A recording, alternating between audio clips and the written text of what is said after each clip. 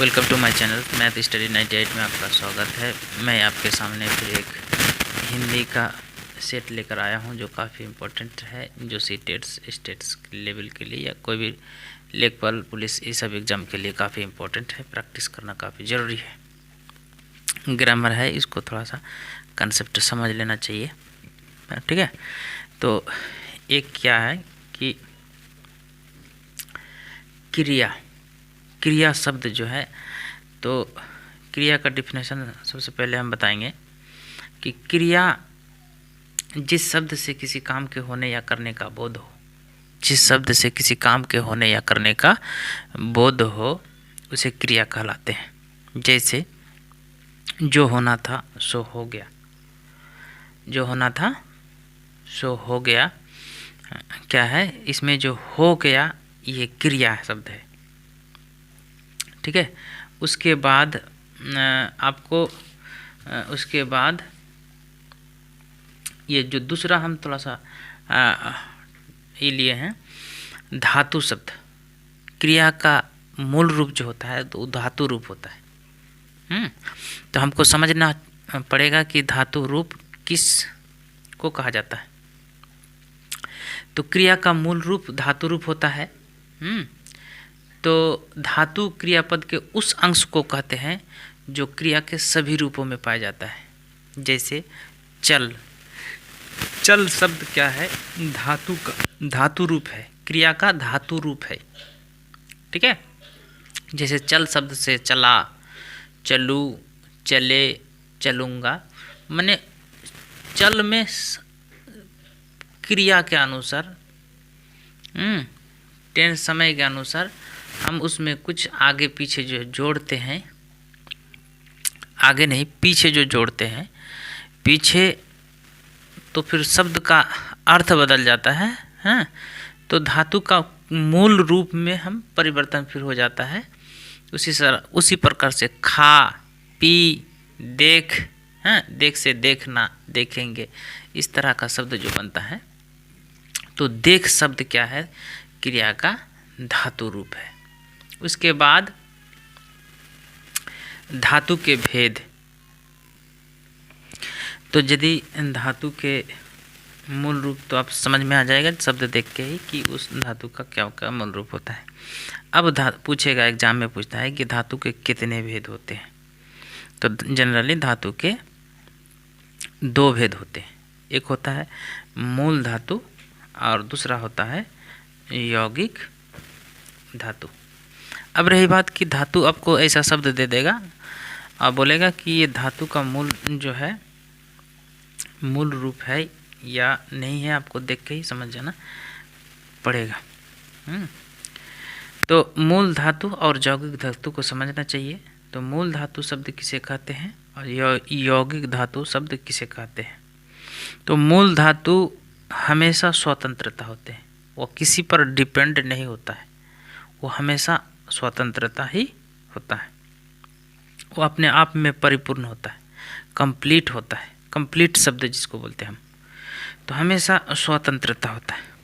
और यौगिक शब्द हम किस शब्द को बोलेंगे, जैसे दो शब्द अंशों को जोड़कर जो हम तीसरा जो उसका परिणाम विकार उत्पन्न होता है, यानी दो अंश को जोड़कर जो एक शब्द बनता है, तो वैसा शब्द को हम यौगिक शब्द बोलेंगे। तो इसका थोड़ा सिस्टमेटिक ढंग से परिभाषा की तरह है कि यौगिक शब्द किसी प्रत्यय के योग से बनती है। अब रही बात कि प्रत्यय किसको कहते हैं, तो प्रत्यय किसी शब्द के अंत में जुड़ता है, ठीक है। शब्द किसी शब्द के शब्द अंश, जिसको हम प्रत्यय को शब्द अंश भी कह सकते हैं, या प्रत्यय किसी शब्द के अंत में जुड़ता है। तो यदि किसी शब्द के अंत में प्रत्यय जुड़े तो जुड़कर जो शब्द बनता है उसको हम यौगिक शब्द बोलते हैं। तो ऐसा करने पर क्रियाएं जो होते हैं वो दो प्रकार की क्रियाएं होते हैं।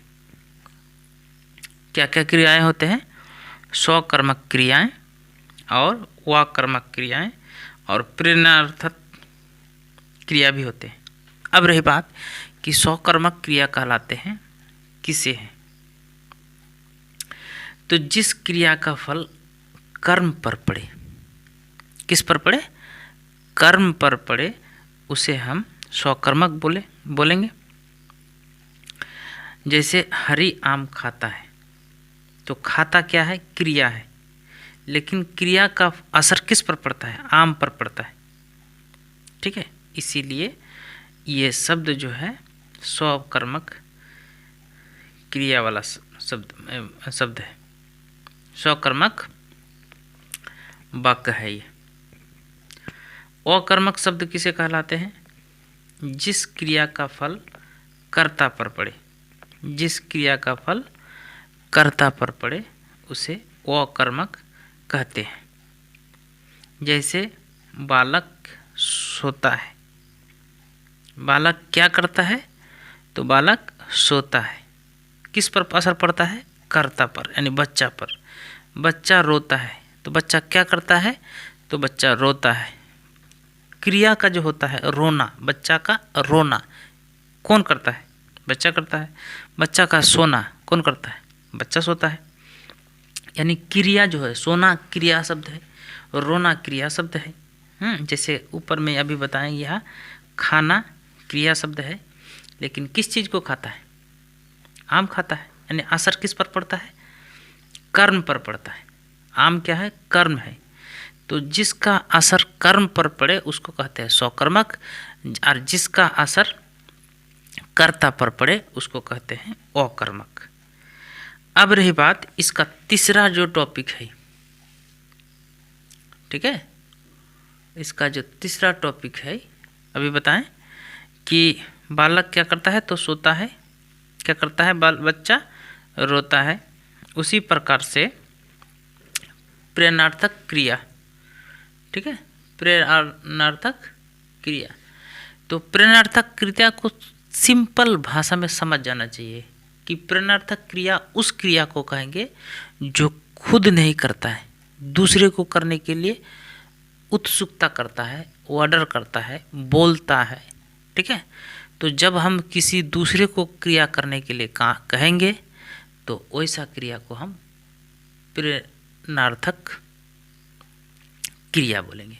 अब उसको जिस क्रिया, इस थोड़ा सा परिभाषा की तरह लिख देते हैं कि वो क्या है कि जिस क्रिया से इस बात का बोध हो कि कर्ता स्वयं कार्य ना कर दूसरे को करने के लिए प्रेरित करता है, उत्साहित करता है। उठना, बैठना, चलना, ये सब क्या है? उसके बाद उठवाना, उड़वाना, इस तरह भी चल से चला आना, चलवाना, ये सब शब्द क्या है? प्रेरणार्थक शब्द है। हाँ, तो क्रि दंत शब्द जो है, पहले हम उधर बताएं कि क्रिया का डिफिनेशन बताएं, क्रिया का मूल रूप के बारे में बताएं। तो वही बोलते हैं कि क्रि दंत शब्द किसको बोलेंगे? तो क्रिया या धातु के अंत में लगने वाला प्रत्यय का मतलब आप समझा गए कि किसी शब्द के अंत में प्रत्यय लगता है, उपसर्ग किसी शब्द के आगे में लगता है। बस ये ग्रामर से कोई भी आप एग्जाम दे लीजिए, हिंदी का ग्रामर में प्रत्यय और उपसर्ग से क्वेश्चन रहता ही है, एकदम निश्चित 100%, 200% गारंटी। प्रत्यय और उपसर्ग से क्वेश्चन रहता ही है। तो प्रत्यय किस शब्द के अंत में लगता है? जिस शब्द के अंत में लगता है उसको प्रत्यय बोलेंगे, और जिस शब्द के आगे में लगता है उसको उपसर्ग बोलेंगे। ठीक है, अब रही बात कि क्रिया या धातु के अंत में लगने वाले प्रत्यय को कृत्य प्रत्यय कहलाएगा। क्रिया या धातु के अंत में यदि प्रत्यय लगता है तो उस प्रत्यय को कृत प्रत्यय कहते हैं, और उससे बनने वाले शब्द को, उसके परिणाम में जो उत्पन्न उसका विकार, उनके मेल से बने जो शब्द होता है उसको कृदंत बोलते हैं। यानी यदि क्रिया या धातु के अंत में प्रत्यय जोड़ के जो शब्द बनता है उस शब्द को हम कृदंत शब्द बोलेंगे। अब रही बात कि वॉच, इंग्लिश में इसको वॉइस बोलते हैं, voice, active voice, passive voice. ठीक है, तो इसको हम एक्टिव वॉइस, पैसिव वॉइस बोलते हैं। अब थोड़ा सा इसका डिफिनेशन समझ लेना, ठीक है, चाहिए। देखिए, क्रिया के उस परिवर्तन को वाच्य कहते हैं, क्रिया के उस परिवर्तन को हम वाच्य कहते हैं जिस पर उसका असर होता है, ठीक है। अब इसका थोड़ा सा बस समझना, थोड़ा सा कंसेप्ट समझ लेना चाहिए। क्रिया के उस परिवर्तन को वाच्य कहते हैं जिसके द्वारा इस बात का बोध होता है कि वाक्य के अंतर्गत कर्ता का प्रधानता हो या कर्म की प्रधानता हो या भाव की प्रधानता हो। यदि वाक्य में कर्ता की प्रधानता होता है तो उसको वैसा वाक्य को हम कर्तृवाच्य बोलेंगे। यदि वाक्य में कर्ता की प्रधानता है तो उसको हम कर्तृवाच्य बोलेंगे। यदि वाक्य में कर्म की प्रधानता हो तो कर्मवाच्य बोलेंगे।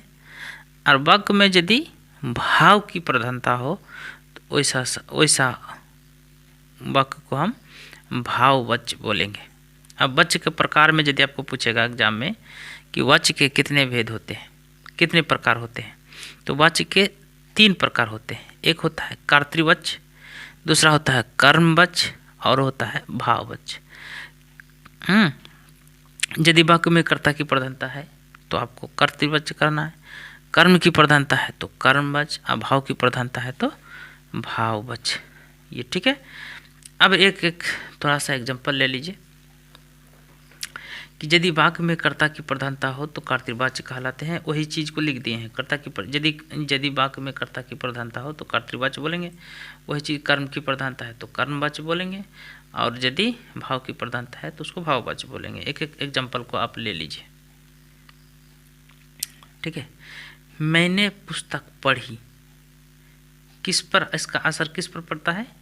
पुस्तक पर। तो वो ठीक है, मैंने पुस्तक पढ़ी, किसने पढ़ी? मैंने, ठीक है। किसने पढ़ी? मैंने पढ़ी। किस चीज़ को पढ़ी? किसी चीज़ को पढ़ी, ठीक है। असर, पढ़ाई का असर किस किताब पर पड़ता है? तो ये हो गया आपका कर्तृवाच्य। पुस्तक पर पढ़ी, क्या पढ़ी? तो पुस्तक है, पुस्तक पढ़ी जाती है, तो वो कर्म पर हो जाता है। कर्मवाच्य का उदाहरण है। और धूप से चला नहीं जाता, ये भाववाच्य का उदाहरण है। दूसरा टॉपिक है कि क्रिया विशेषण। तो क्रिया शब्द के पहले डिफिनेशन में बताया कि क्रिया किसी शब्द की किसी काम के होने या करने का बोध कराता है। और विशेषण शब्द बताए थे कि वो विशेषण शब्द हमेशा, मेरा पिछले वीडियो में बताया हुआ है कि विशेषण शब्द हमेशा संज्ञा या सर्वनाम की विशेषता को बताता है, गुण धर्म को बताता है, ठीक है। और विशेषण में क्रिया में जुड़ गया विशेषण, यानी क्रिया की विशेषता बताने शब्द, क्रिया की विशेषता बताने वाले शब्द को हम क्रिया विशेषण बोलेंगे। जैसे कोई काम स्पीड से हो रहा है, स्लो से हो रहा है, नॉर्मल हो रहा है, तो वो किस काम का गुण को बताएगा, ठीक है। तो क्रिया की यदि कोई विशेषता बताएगा, बताने वाला शब्द है, तो उसको हम क्रिया विशेषण बोलेंगे। उसका परिभाषा में लिखा है कि क्रिया की विशेषता बताने वाले शब्द को क्रिया विशेषण कहते हैं। लिख दिए हैं, थोड़ा सा आप देख लीजिएगा, दिमाग में सेट कर लीजिएगा। और उसका प्रकार, तो ये प्रकार पूछता है कि क्रिया विशेषण के कितने भेद होते हैं। तो इसका 5 भेद होते हैं। ट्रिक मैंने बताया था कि 5642 5 पिछले वीडियो में मैंने ट्रिक बताया था कि इसको याद रखिएगा।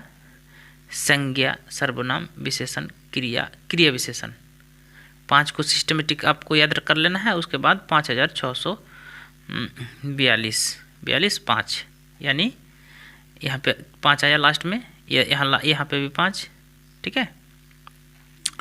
तो उस हिसाब से आपको याद करने का तरीका बता दिए थे। तो वो किसके पास लास्ट वाला 5 में इसका भेद आ जाता है, क्योंकि क्रिया विशेषण उस शब्द में पड़ता है, उस सामने पड़ता है। उस ट्रिक को थोड़ा सा देख लीजिएगा, तो एक है आस्थानवाचक। क्रिया विशेषण का एक भेद क्या होता है, आस्थानवाचक, जैसे यहाँ वहाँ आगे पीछे, वो आस्थान का बोध करता है। दूसरा होता है कालवाचक, समय, आज कल परसों अब यब जब कब तब, ये सब क्या है, काल का बोध करता है। ये रीति, कंडीशन, अचानक, ऐसे स्थिति में, हाँ, ऐसे वैसे, अचानक, धीरे, रीतिवाचक एक प्रकार है। और चौथा जो प्रकार है परिमाणवाचक, परिमाण ओजन के बारे में आपको बताया, परिमाण कम है, बेसी है, बड़ा है, छोटा है, तो परिमाण का बोध कराएगा। और नेक्स्ट प्रकार होता है प्रश्नवाचक।